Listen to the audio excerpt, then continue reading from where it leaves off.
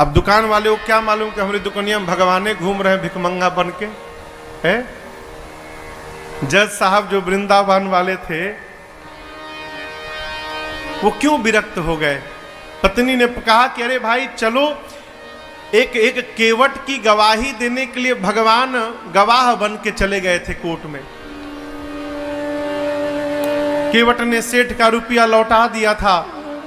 रुपया लेने के बाद भी सेठ ने कोर्ट में केस कर दिया कि इस केवट ने मेरा पैसा नहीं लौटाया।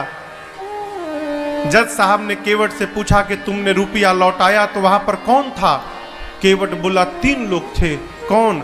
सेठ जी, मैं और मेरे राम जी थे, मेरे रघुनाथ जी थे वहां पर। जज समझा रघुनाथ जी नाम का कोई आदमी होगा।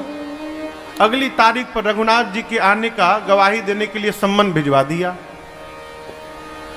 जज साहब ने। अब कोर्ट का संतरी पहुंचा गांव में, केवट जी गांव में, रघुनाथ जी कहाँ है, रघुनाथ जी कहाँ है। रघुनाथ जी हो तब न मिले। एक आदमी ने कहा देखो रघुनाथ नाम का आदमी तो नहीं है, रघुनाथ जी का मंदिर एक है जहां केवट रहता है। मंदिर के बाहर पुजारी जी बैठे थे। संतरी ने पूछा कि रघुनाथ यहीं रहता है क्या। पुजारी जी बोले हाँ भीतर रहते हैं। ये पकड़ो, उसके नाम का सम्मान है, इतने तारीख को गवाही देने पहुंचेगा कोर्ट में। अब पंडित जी सोचे जब भगवान गवाह बनने के लिए तैयारे हो गए हैं तो हम कौन होते हैं बीच में रोकने वाले। पंडित जी सम्मन ले लिए और ले जाकर ठाकुर जी के चरणों में रखकर बोले प्रभु आज तक आपके लिए मिठाई आया, आज तक आपके लिए आभूषण आए, आज तक आपके लिए वस्त्र आया, पहली बार प्रभु आपके नाम का कोर्ट से सम्मन आया है। और बहुत विश्वास करके उस केवट ने जज के सामने आपका नाम लिया होगा प्रभु, उसका विश्वास टूटने मत दीजिएगा।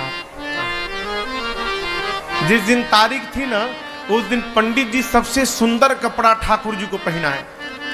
क्यों? आज ठाकुर जी कोर्ट में पहुंचेंगे तो भगवान सुंदर लगने चाहिए। भगवान फटा पुराना कपड़ा पहने, लाठी पकड़े, बूढ़ा स्वरूप बना के हाथ ऊपर करके हम ही रघुनाथ है पहुंच गए। और ऐसी गवाही दिए कि पहली हियरिंग में ही केस समाप्त। सेठ को सजा हो गई, केस तो समाप्त हो गया, लेकिन जज साहब डिस्टर्ब हो गए। सोचने लगे भाई आज तक तो ऐसा कोई गवाह आया ही नहीं जो एक ही बार में केस को ही समाप्त कर दे। कोर्ट से निकल के अपने चेंबर में गए, केवट को बुलाकर बिठाए। बोले ये बताओ कहां रहते हो तुम। रघुनाथ जी के मंदिर में मैं रहता हूं। तो जज साहब बोले कि जो रघुनाथ आए थे, बोले जी जी। तो उनको लगा कि वो मंदिर बनवाए होंगे। तो जज साहब बोले लेकिन तो गरीब लग रहे थे और लग नहीं रहा था कि वो मंदिर बनवाए होंगे। केवट ने कहा प्रभु वो मंदिर बनवाने वाले रघुनाथ जी नहीं थे, मंदिर के भीतर बैठने वाले रघुनाथ जी आए थे। जज की मति हरा गई हो, कांपने लगा। संतरी को बुलाकर बोला सही सही बताना तुमने किसको सम्मन दिया था। बोला सर माफ करिएगा सर, रघुनाथ नाम का आदमी नहीं मिला। रघुनाथ जी का मंदिर था, मंदिर में पुजारी जी को देके चला आया था मैं।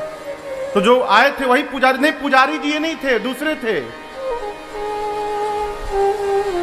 जज को पूरी बात समझ में आ गई। घर गया और दरवाजा बंद करके जज साहब रोने लगे। पत्नी ने आकर पूछा क्यों रो रहे हो, पूरी बात बताए। पत्नी ने कहा इसमें रोने की कौन सी बात है। अरे मान लो धोखे में ही दर्शन हुआ, तुम तो भाग्यशाली हो, तुमको दर्शन तो मिला, नाचना चाहिए। बोले इसलिए नहीं रो रहा हूं कि राम जी चले गए, इसलिए नहीं रो रहा हूं, मैं इसलिए रो रहा हूं अरे कुर्सी पे बना जज मैं बैठा रहा, जगदीश खड़े समझाते रहे। जिनकी अदालत में पूरी दुनिया जाकर खड़ी होती है, आज उनको मैंने अपनी अदालत में खड़ा कराया। ऐसा वैराग्य चढ़ा हो जज साहब को, उसी समय रिजाइन दिए। सब घर परिवार छोड़कर चले गए वृंदावन। और ऐसा कहते हैं जब तक थे कभी बैठे नहीं वृंदावन में, खड़े रहे। लोग कहते थे बैठते क्यों नहीं आप? बोले मेरी यही सजा है, मैंने भगवान को अपनी अदालत में खड़ा करा के रखा था। अब मैं भगवान के धाम में जब तक जीवित रहूंगा तब तक मैं खड़ा रहूंगा, अब मैं बैठूंगा नहीं। कभी भगवान किसी रूप में आ सकते हैं माई बाप, आपकी आस्था वैसी होनी चाहिए।